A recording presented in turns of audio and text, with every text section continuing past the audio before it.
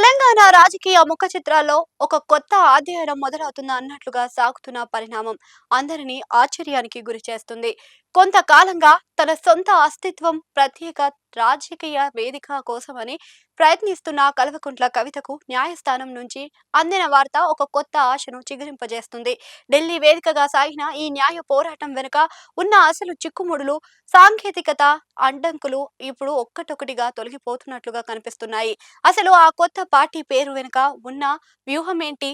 ఎన్నికల సంఘం ఎందుకు కొత్త రాజకీయ పార్టీ నమోదు ప్రక్రియలో ఎదురవుతున్న అడ్డంకులపై, కవిత దాఖలు చేసిన పిటిషన్లపై ఢిల్లీ హైకోర్టు కీలక ఆదేశాలు జారీ చేసింది. కవిత ప్రతిపాదించిన తెలంగాణ ప్రజా జాగృతి పార్టీ నమోదుపై వీలైనంత త్వరగా తుది నిర్ణయం తీసుకోవాలని భారతీయ ఎన్నికల సంఘానికి కోర్టు సూచించింది. గతంలో ఈ దరఖాస్తులో ఉన్న లోపాల కారణంగా ప్రక్రియ నిలిచిపోగా ఇప్పుడు కోర్టు జోక్యంతో కవితకు పెద్ద ఊరట లభించినట్లయింది. ఇది ఆమె రాజకీయ భవిష్యత్తుకు ఒక కీలక మలుపుగా మారే అవకాశం ఉంది. గతంలో కవిత సమర్పించిన దరఖాస్తులోని కొన్ని సాంకేతిక తప్పులు ఉన్నాయని, అందుకే పార్టీ నమోదును నిలిపివేసినట్లుగా ఎన్నికల సంఘం కోర్టు వివరించింది.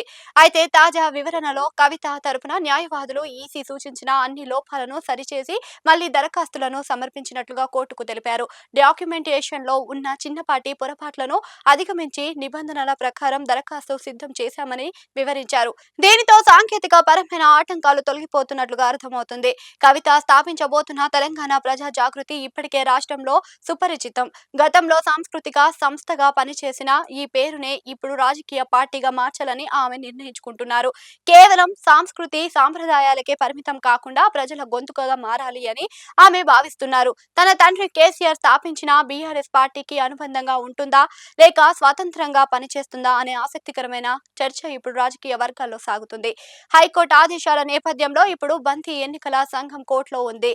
కోర్టు సూచించినట్లుగా ఈసీ త్వరగా నిర్ణయం తీసుకుంటే అతి త్వరలోనే తెలంగాణ ప్రజా జాగృతి రాష్ట్రీయ రాజకీయ పార్టీగా అధికారిక ముద్ర పొందే అవకాశం ఉంది. తెలంగాణలో మారుతున్న రాజకీయ సమీకరణలో దృష్టి కవిత అడుగులు ఎటువైపు పడతాయో అని అందరూ ఆసక్తిగా గమనిస్తున్నారు. పార్టీ రిజిస్ట్రేషన్ పూర్తి అయితే వచ్చే ఎన్నికల్లో ఈ పార్టీ పాత్ర ఎలా ఉంటుందో చూడాలి.